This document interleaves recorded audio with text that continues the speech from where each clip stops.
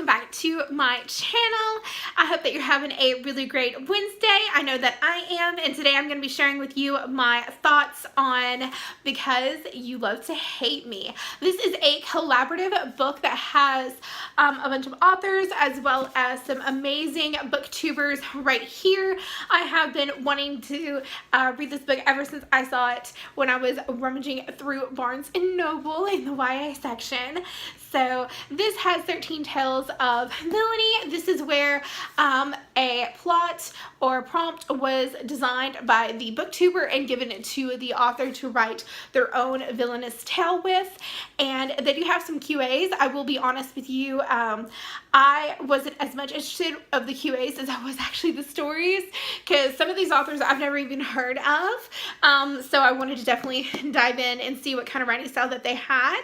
But I am so proud of all of the booktubers that had the ability to collaborate with these amazing authors, and just kudos. And if you see this and you really want to share the love with booktube and booktubers, pick it up, because I feel like that's really great to show your love for fellow booktubers. So let's go ahead and dive into my review of these lovely Tales of Villainy.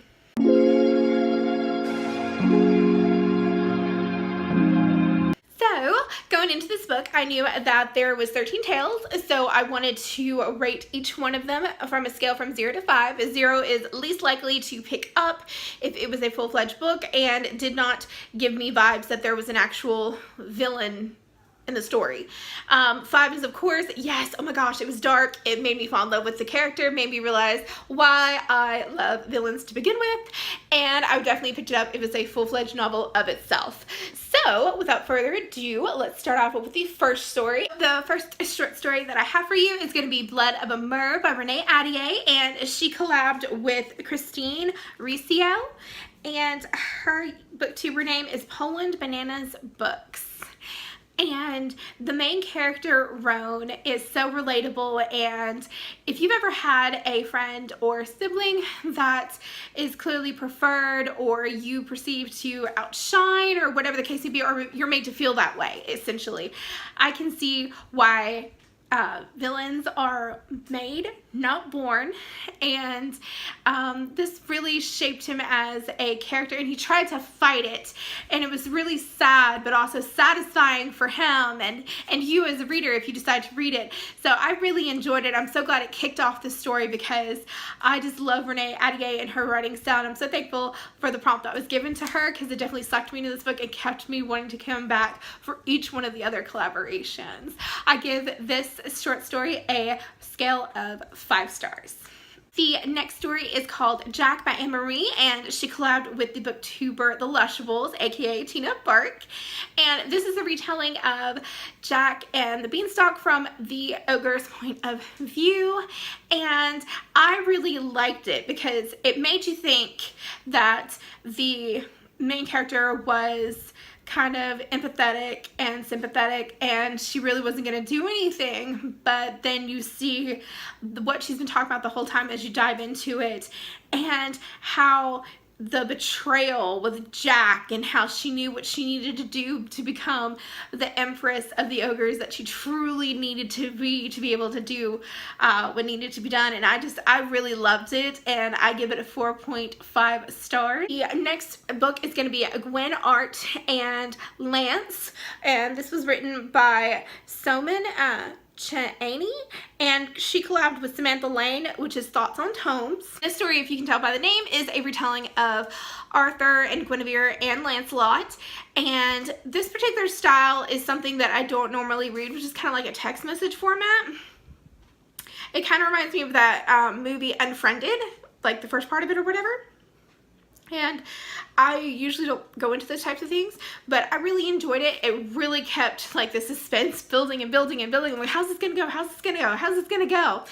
However, on the scale of villains, I really don't believe there was a true villain in this story, because I mean, it's really about a triangle of love and a little bit of greed added in there, but I don't really see a true villain. So for me, while the story is amazing and I would still read it, however, it just didn't show a villain to me, so I gave it a 3.5 scale rating. Next is Shirley and Jim, and this was written by Susan Dennard, and she collabed with Sasha Alsberg, which is a book Utopia. And this is, of course, a retelling of Sherlock Holmes, and this is a gender bend with, of course, Sherlock being Shirley, and this writing style is a little bit different to me because it has where it's written as a letter to Dr. Watson, and how she's telling how her and Moriarty Jim met and everything. And this was another one that was like, when I think of a villain, I don't really think that it was quite as grasped to me as being an actual, there's a villain in the story. Because I didn't feel a sense of betrayal. I didn't feel really much of anything other than it was interesting. But that could also be because I'm not really a Sherlock Holmes fan. So I could be missing that because I'm just not a fan of that particular writing style or pairing or whatever the case may be. But I do give it a 3 out of 5 stars because it is really well written. I know that the true villain is supposed to be Moriarty. At least I know that. But I just didn't completely feel it when I was reading it. The that I have is The Blessings of Little Ones, and that was written by Sarah Ianni, and she collabed with Sophia Lee, aka The Book Basement. And this is a book that gave me feels about Potterverse because it instantly dived into witches and magic and how it had its own collective world, which is amazing. It made me like, right there. But then you get to Sigrid and you get to her story and what she's trying to connect with, and I feel like it was kind of lost in the mix to me. It must have been above my wave of thinking or something, but I just didn't feel like there was a true villain. I just felt like, I mean, really? But there is a betrayal that happens there. I just don't think it's as intense, and I had a problem knowing if the person that she supposedly let die was even real to begin with. So I was like, okay, there were some plot bunnies running around and I just couldn't catch up. But I do give it 2.5 stars because it has some really great prose. It did set up the scene really well, and I did enjoy it from that point of perspective. Next story is The Sea Witch by Marissa Meyer, and she collabed with Zoe Hurt, which is read by Zoe. And this is a retelling, of course, of The Little Mermaid's Ursula, but in this story she's renamed and her name is Nefrit. And Nefrit is different from others. She practices Atlantean magic, and she is caught getting the ingredients for a love spell, and she is betrayed by a person that she thought was good and her friend, and that she had fallen in love with because of his goodness. And that scene, when I was reading it, it made me really feel like a scene, if you've ever seen One Tree Hill, where Sophia Bush's character Brooke is like, I thought inferior to you, but now I feel sorry for you. But in Nefrit's case, she didn't feel sorry for him. She wanted revenge. And so her pathway was not necessarily the smartest in terms of let's get revenge, but she's gonna get it, and I really enjoyed it, and I give it 4 out of 5 stars because, I mean, it's a retelling of Ursula. Love that. The next one is Beautiful Venom by Cindy Pon, and she collabed with Benjamin Alderson, which is also his booktuber name is Benjamin of Tomes. And this is a retelling of Medusa, and it is really good. I mean, if this had been a full-fledged novel, I would have been like sucking it up here. I really liked it. I felt so much empathy for May in this story, and how she had to suffer so much, and you could really see, literally, because it is a Medusa story, how a villain can be truly made into a villain versus being born. But I give this book I give this story a 5 out of 5 stars. It was really well written. One of the things though that I really like is when they take artistic liberties and move forward, even though they couldn't do that because it is a Medusa retelling and they were trying to be as authentic, I guess, as they could be. I really like it when they take those liberties and see what the world could have been like after that. But anyways, let's move on to the next one. The next one is called The Death Knell. This was written by Victoria Schwab, and she collabed with Jessie George, which is called Jessie the Reader. This book literally had me checking the cover and the inside to see if I've maybe missed something. This one it did. It went completely over my head because I was checking to see like who the villain is. To me, death is not a villain because death is a natural occurrence, and the way that she wrote it, Miss Schwab, she made it seem like the character understood that as well. So I didn't see a villain in this one. It's not that the story is bad, because I could definitely have read it if it was a full-fledged novel. I just don't see where she's saying that this is a story about a villain, but maybe I missed that when I was going over the QA, but that went along with it. But yeah, I have to give this story 0 stars because there was no villain to me. There just wasn't one. Next is Marigold by Samantha Shannon, and she collabed with Reagan Peruse for a Peruse project on BookTube. And their story is about a young woman named Marigold. She has been allegedly taken by the Elder, which is an elven race that is publicly known in England. And she has her love interest and her brother going to the elven community to be able to try and get her back.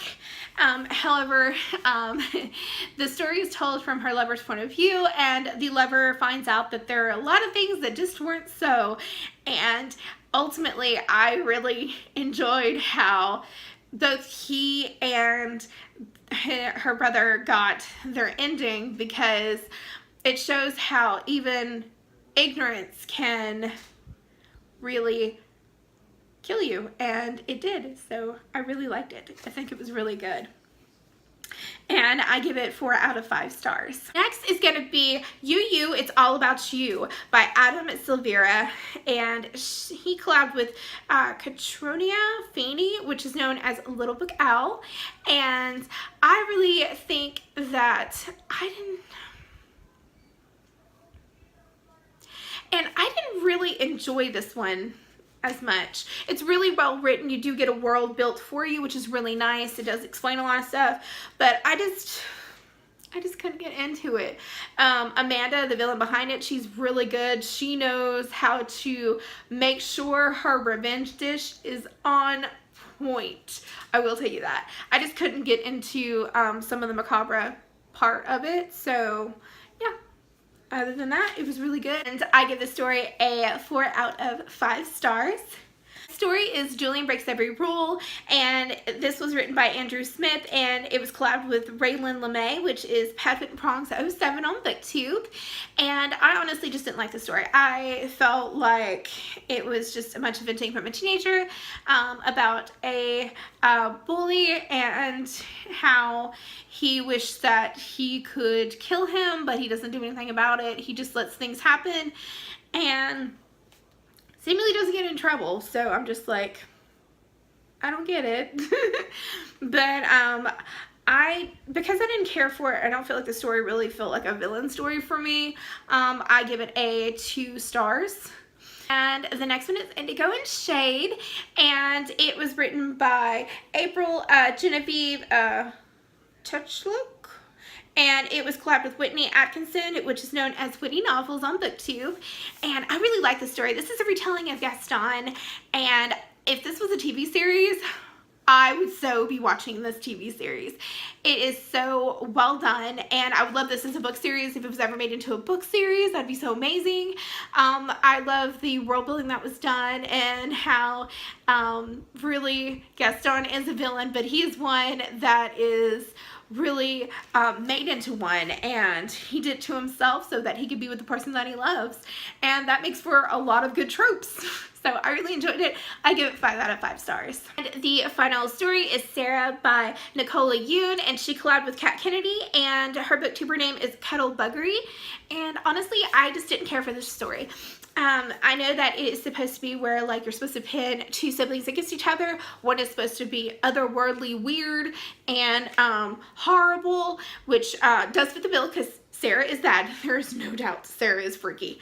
But I feel like it would make for a good TV show, or I mean it would make for a good book in itself, but I just wasn't into it. I didn't feel it. But I do give it a 3 out of 5 stars because it was really well done. Just because I don't like it doesn't mean that it's not a great story. And that concludes all the 13 stories that are in here. Now, all these stories are magnificent in their own right. They're all well written and they all deserve love and attention. Just because I don't like them doesn't mean that you won't like them. So please check this out. Please support our booktuber friends and also support these authors and their amazing writing skills. And if you like this video, please hit the thumbs up button. Comment down below if you'd like to pick it up, or if you're not going to pick it up, or any of these stories that you were interested in. And I will see you guys in the next video. Bye guys.